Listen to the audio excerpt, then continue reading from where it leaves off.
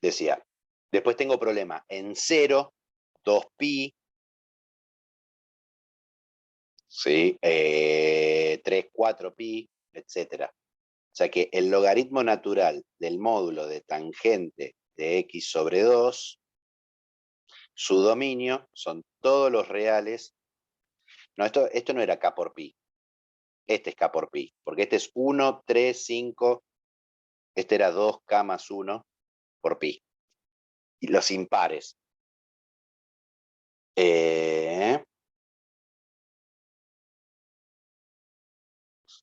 El dominio va a ser los reales menos k por pi, con k perteneciente a z. O sea, en todos los múltiplos enteros de pi, o no existe la tangente o no existe el logaritmo. En cada uno de estos valores la función no es continua. Y la discontinuidad es no evitable.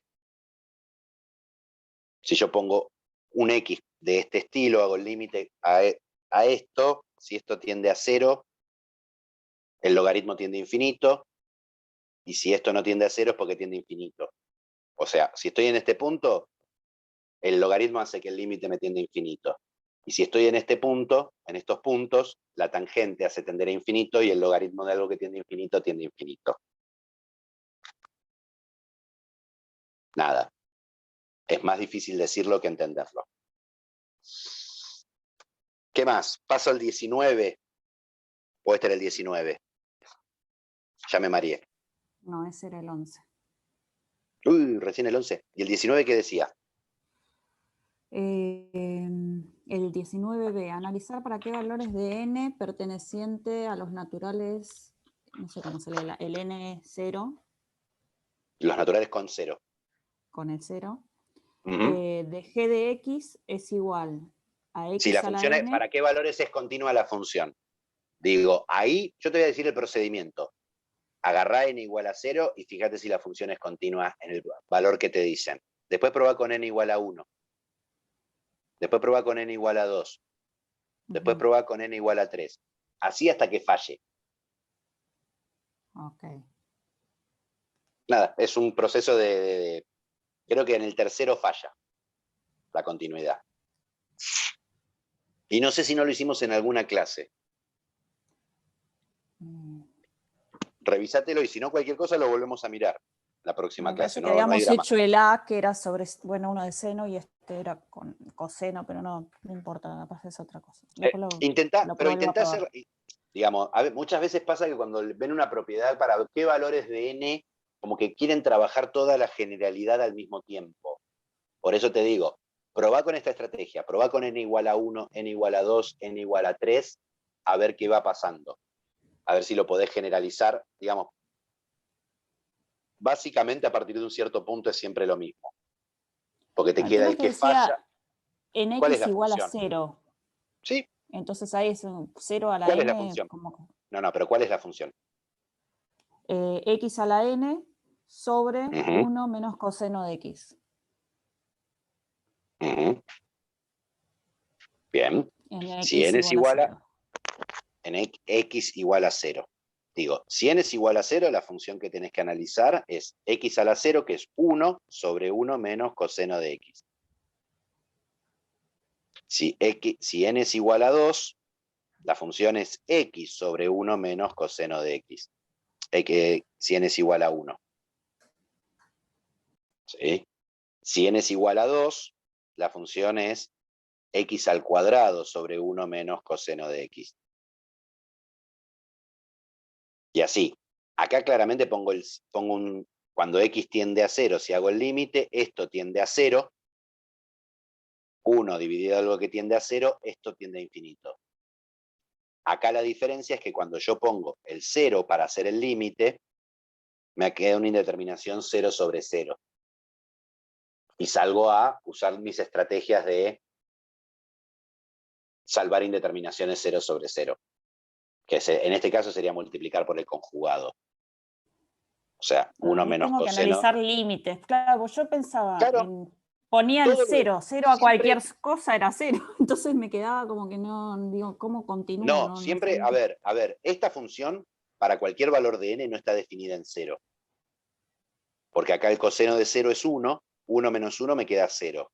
O sea, f de x igual a x a la n sobre 1 menos coseno de x, el dominio son todos los reales menos al menos el 0. O sea, vamos a hacer así. El 0 no pertenece al dominio de f para todo n.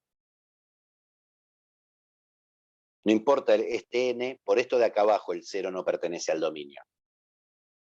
O sea, estas funciones nunca son continuas en 0. ¿Por qué? Porque el 0 me mejoró acá y me hace aparecer un 0 dividiendo. ¿Sí? Entonces, ¿qué me pide para los distintos valores de n? Analizar si la discontinuidad es evitable. Cuando n vale 0 no es evitable. Cuando n vale 1, y bueno, hay que analizar el límite. O sea, en todos los casos es básicamente ver qué pasa con el límite cuando x tiende a 0, de x a la n sobre 1 menos coseno de x, ¿sí? Para cada x. Para cada n, digo. Y probarlo a mano, artesanal. N igual a 1, n igual a 2, n igual a 3. Digamos. Por ahí encontrás una generalidad.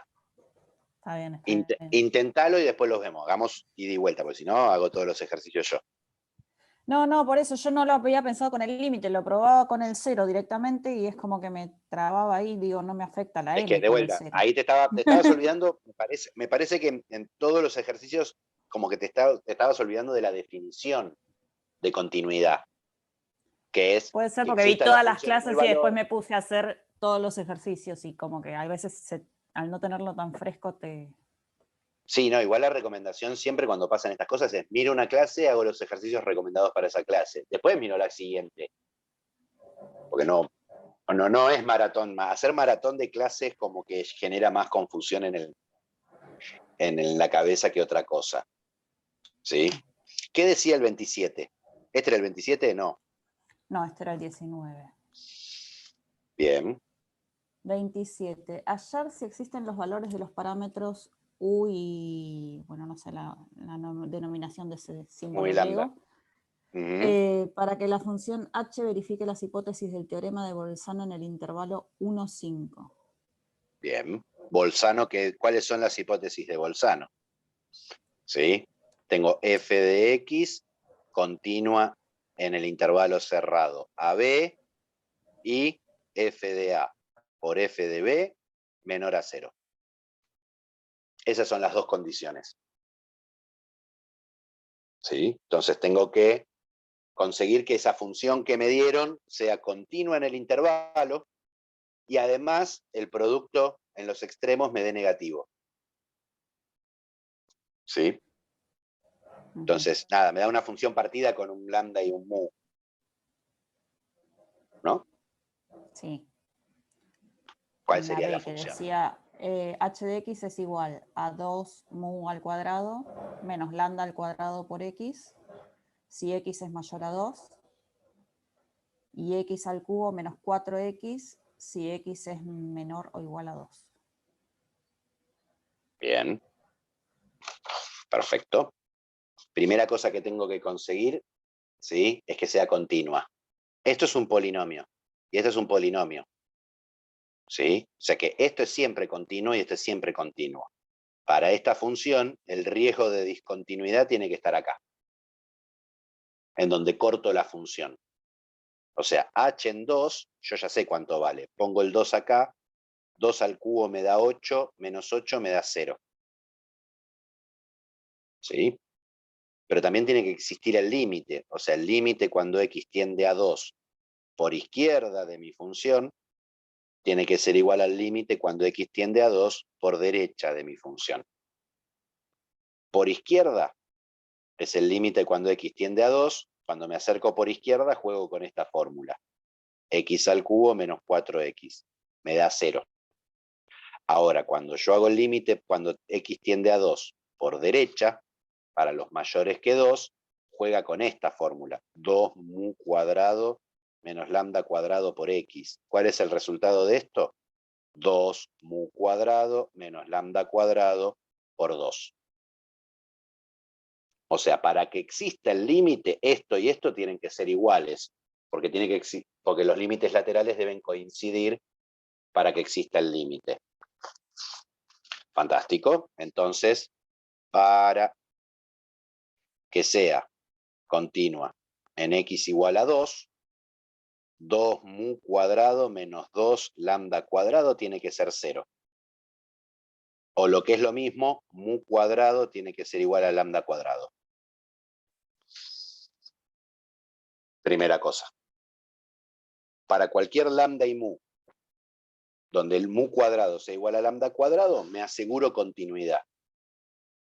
¿Sí? O sea, esta condición me alcanza con pedir esto para que se cumpla. Ahora vamos a esta condición. ¿El intervalo cuál era? 1, 5 cerrado. 1, 5. O sea que f en 1 por f en 5 debería ser menor que 0. Negativo. F en 1. Pongo un 1 acá. F en 1. ¿Qué me queda? Me queda 1 al cubo menos 4 por 1. O sea, me queda menos 3. Menos 3 por f en 5. F en 5. Tengo 5 es más grande que 2, así que tengo que usar esta. Me queda 2 mu cuadrado menos lambda cuadrado por 5. O sea que esto por 2 mu cuadrado menos lambda cuadrado por 5 tiene que ser menor que 0.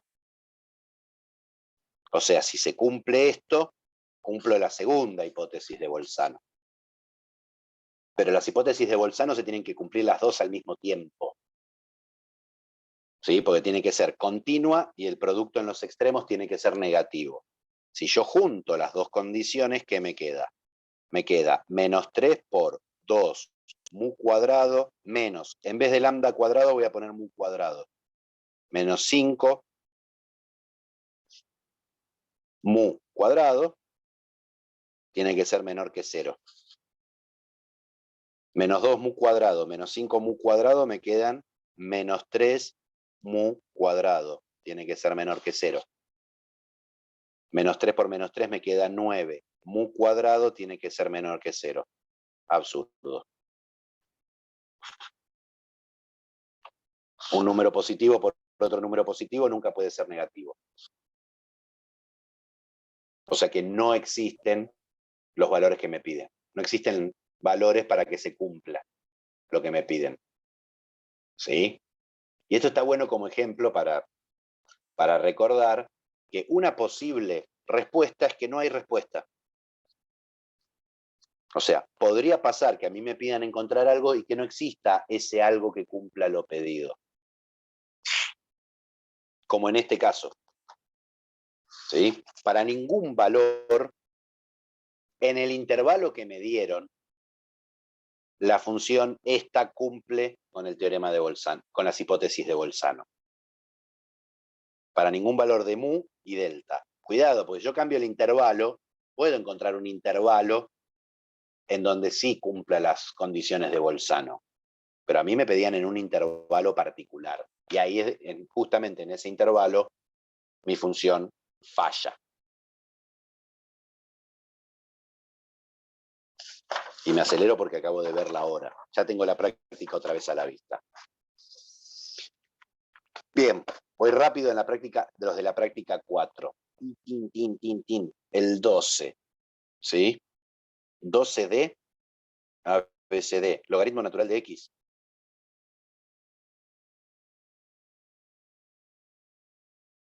El armar la función derivada. No sé, alguien me preguntó el 12D.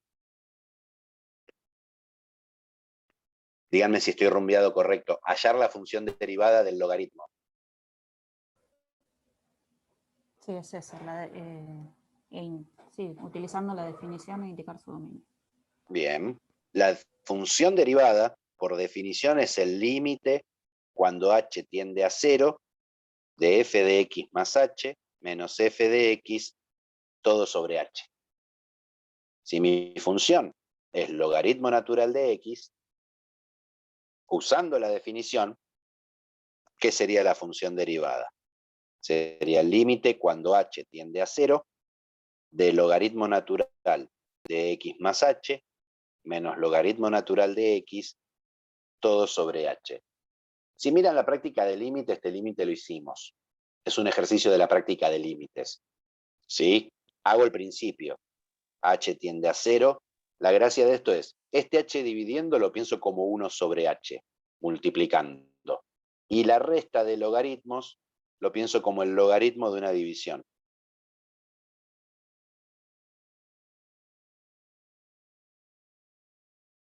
Una vez que tengo esto, como tengo algo multiplicando adelante de un logaritmo, voy para atrás con las propiedades del logaritmo y me queda el logaritmo natural de, si acá reparto, el denominador me queda x dividido x 1 más h dividido x, h sobre x, todo a la 1 sobre h. ¿Sí? Y acá tengo un límite tipo E, exactamente. ¿Sí? Esto es límite tipo E. O sea, si yo hago el límite cuando h tiende a 0 de 1 más, ¿sí? H sobre x a la 1 sobre h, tengo el límite de 1 más algo que tiende a 0, ¿sí? Lo que quiero acá arriba es tener 1 sobre este. ¿No? Estoy pensando en la definición de E, que era el límite cuando z tiende a 0, de 1 más z a la 1 sobre z, que esto me da E. Entonces, voy a escribirme esto. O sea, voy a darle esta forma a este límite. El límite cuando h tiende a 0 de 1 más h sobre x a la x sobre h, que vendría a ser 1 sobre z, esta parte de acá. ¿Sí? Pero esto lo voy a multiplicar por h sobre x para compensar que esto me dé 1 y 1 sobre h, que era el exponente original. La gracia de esto es que yo separo así. Esto tiende a E, este se simplifica con esto, me queda E a la 1 sobre X. Y ya está. ¿No? Porque me queda el límite cuando h tiende a 0 del logaritmo natural de 1 más 1 sobre h a la 1 sobre h, no, h sobre x. Igual no te estamos viendo, Diego. ¿Eh? Ahí está un poquito mejor. Ahí volví. Sí, no se ve muy chiquito igual, pero se ve ahora un poco mejor.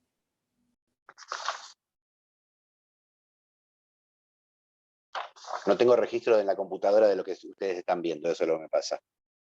Digo, esto de acá tiende a e a la 1 sobre x. O sea que el resultado de mi límite es el logaritmo natural de e a la 1 sobre x, o sea, 1 sobre x. Lindo ejercicio. ¿No? Porque uno no se termina de convencer por qué la derivada del logaritmo es 1 sobre x. Así tan. Diego, ¿podés mostrar un segundo el paso anterior a este que no lo llegamos a ver nada? Ahí cuando multiplicaste para hacerlo, ahí no vimos nada. Ah, buenísimo. O sea, puse 1 sobre z, es el inverso. Entonces tenía h sobre x acá, que sería z, puse x sobre h, que sería 1 sobre z. Después compensé con el inverso, puse h sobre x para que este producto me diera 1.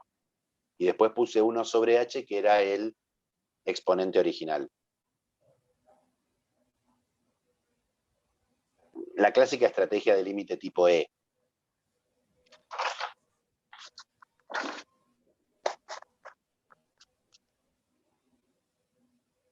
¿Se entendió o los mareé? Pues me empiezo a apurar porque veo que pasa la hora y... No, sí, lo que pasa es que, bueno, justo se cortó la transmisión y nos No, perdimos ahí en el sabía. camino. No me entero cuando se corta la transmisión ahora porque no tengo la computadora enchufada viendo. Bueno, perdón el apuro.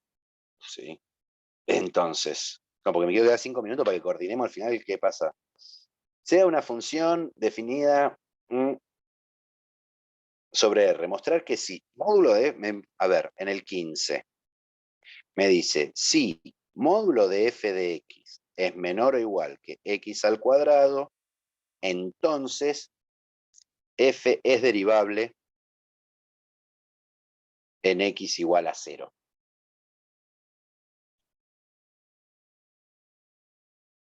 O sea, ¿cómo relaciono esto con esto? ¿Sí? A ver, ¿qué significa derivable en 0? O sea que existe f' en 0. Esto es lo que quiero ver qué pasa. Esta es como mi hipótesis. A ver, f' en 0, ¿qué es? Es el límite cuando h tiende a 0 de f de 0 más h menos f en 0 todo sobre h. Primera cosa, si módulo de f de x es menor o igual que x al cuadrado, módulo de f de x es menor o igual, ¿sí?, que x al cuadrado, entonces módulo de f de 0 tiene que ser menor que 0 al cuadrado. O lo que es lo mismo, f de 0 tiene que valer 0. Primera cosa interesante, a partir de la hipótesis. O sea que este vuela. Me queda el límite cuando h tiende a 0 de f de h sobre h. ¿Sí? Ahora, si el módulo de f de x, aparte, es menor o igual que x al cuadrado, esto es lo mismo que decir que f de x está entre x al cuadrado y menos x al cuadrado. ¿Sí? En particular, f de h es menor o igual que h al cuadrado y mayor o igual que h menos h al cuadrado. ¿Sí? Lo único que hice fue, donde está la x, poner una h. Pero yo ¿qué quiero? Quiero este límite de f de h sobre h. Ya el f de h lo hice aparecer. Ahora, ¿qué voy a hacer? Dividir todo por h. Divido por h, divido por h, divido por h. ¿Qué me queda? Menos h menor o igual que f de h sobre h menor o igual que h. ¿Qué me quedó? El límite que yo quiero calcular entre dos funciones. Si yo hago el límite... ¿Eh? Teorema del sándwich. Claro, exactamente. De menos h me da 0. Como estos dos extremos me convergen al mismo valor, entonces el salame del sándwich no le queda otra cosa que ir al mismo valor. Y listo. Es más, no solamente acabo de probar que existe el límite, o sea que la función es derivable en 0, sino aparte, ¿sí?, acabo de probar que f' de 0 es 0. En este caso, ¿sí? Porque el resultado del límite este es justamente f' en 0. ¡Ping! ¿Y El 15. cómo se interpretaría geométricamente esto? Porque es lo que decía, interpretar geométricamente. Que la función está, digamos, si yo me dibujo, esta es x al cuadrado y esta es menos x al cuadrado. Mi función, si está entre estas dos gráficas, cuando se aproxima al 0 no le queda más remedio que plancharse acá en el medio para pasar.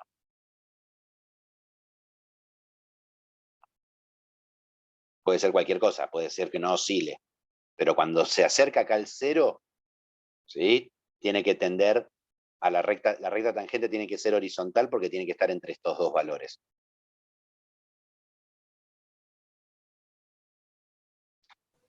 Ok, ok. Nada, eso, como que tiene un cierto grado de libertad, pero cuando llega al 0 la libertad se le vuelve nula. Por quiénes son las dos funciones entre las que está. Si yo tuviera una función que estuviera entre x al cuadrado más 1 y menos x al cuadrado más 1, nada, puede tener completa libertad. En el 0 puede hacer lo que se le antoje. Sí. O sea, que una función esté acotada no necesariamente me condiciona lo que sucede, salvo que las dos funciones en ese valor tengan el mismo límite, que esa es la fuerza del teorema del sándwich. Básicamente. FG. Me pidieron el 16. Ah, acá está H. X seno de X logaritmo natural de X. Producto de tres funciones a la hora de derivar. Digo, ¿nosotros qué tenemos? Que si teníamos F por G derivado, las reglas de derivación me dicen que es la derivada del primero por el segundo sin derivar, más el primero sin derivar por el segundo derivado. Ahora, ¿qué pasaría si yo tengo F por G por H? Derivado. Bueno, lo voy a pensar así. Lo voy a pensar como que es F por G por H derivado. O sea, pienso como que esto es una función y esto es otra.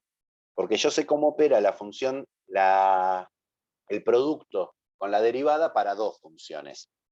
Entonces, ¿qué me dice para este producto de funciones? Que es la derivada de la primera función por la segunda sin derivar, más la primera sin derivar por la segunda derivada. Pero acá que tengo, para derivar esto tengo un producto. Vuelvo a usar la regla. Me queda F por G más G, F por G', todo por H, más F por G por H'. Que hacia acá hago distributiva, me queda F' por G por H, más F por G' por H, más F por G por H'. O sea, básicamente con respecto al producto, la derivada cómo actúa. Deriva una y al resto la deja igual, más deriva la segunda y al resto las deja igual, más deriva la tercera y al resto la deja igual. Así yo podría hacerlo para 4, 5, 6, 7 funciones. Es más, por inducción podría probar que si tengo 20 funciones multiplicándose, la derivada de ese producto es la derivada del primero por las otras 19 sin derivar, más la derivada de la segunda por las otras 19 sin derivar, y así sistemáticamente. En el caso particular del 16H, tengo X por seno de X por logaritmo natural de X, la derivada va a ser la derivada del primero, 1, por el segundo, por el tercero sin derivar, más el primero sin derivar por la derivada del segundo, por el tercero sin derivar, más el primero sin derivar, el segundo sin derivar, por la derivada del tercero. Y listo el pollo. Y corro, así llego al locoso. El 24 y el 25 es utilizar, ¿sí? Reglas de derivación, ¿no? Digo, por ejemplo, imaginemos que me dicen f de x al cubo más 4 g de x al cuadrado, quiero derivar esto. ¿Sí? Trabajo con las reglas de derivación simbólicamente. La derivada de una suma, ¿qué es? Es agarrar la primera y derivarla y sumarle la segunda derivada. Ahora, esto es una composición, entonces uso regla de la cadena. Derivo la potencia 3 por f de x al cuadrado por la derivada de lo de adentro, f' de x. Más, acá, el 4 sale para afuera. Y acá uso regla de la cadena, porque tengo una función al cuadrado. 2 por g de x a la 1 por la derivada de lo de adentro, g' de x. Listo, esta es la función derivada de esta porquería. Me dicen, en x igual a 1. ¿Cómo calculo esta función en 1? Donde está la x pongo un 1. 3f de 1 al cuadrado por f' en 1, más 4 por 2 por g en 1, por g' en 1. Ahora, yo la función, en estos ejercicios, la función f o la función g no las conozco, pero estos datos me los dan. O sea, me dan como dato que f en 1 vale 1, g en 1 vale menos 2, f' en 1 vale 3, g' en 1 vale menos 1. O sea, una vez que llegué a este punto, es reemplazar. 3 por f en 1 vale 1, 1 al cuadrado. La derivada de u en 1 vale 3, por 3, más 4 por 2, por g en 1, que vale menos 2, por g' en 1, que vale menos 1. Y hago la cuenta. Si es para trabajar las reglas de derivación de forma simbólica en un ejemplo, en varios casos. Y el 28...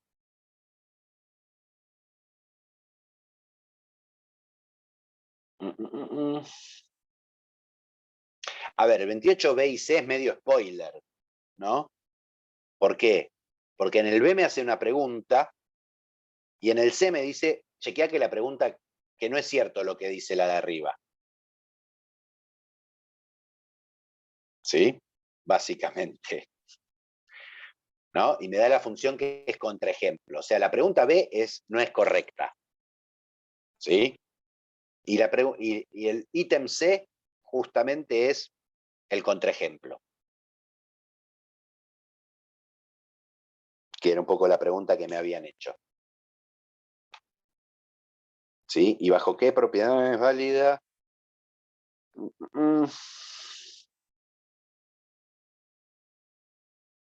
Y la pregunta D tendría que pensarla un ratito. ¿Sí? F' A por izquierda, límite de H' por izquierda.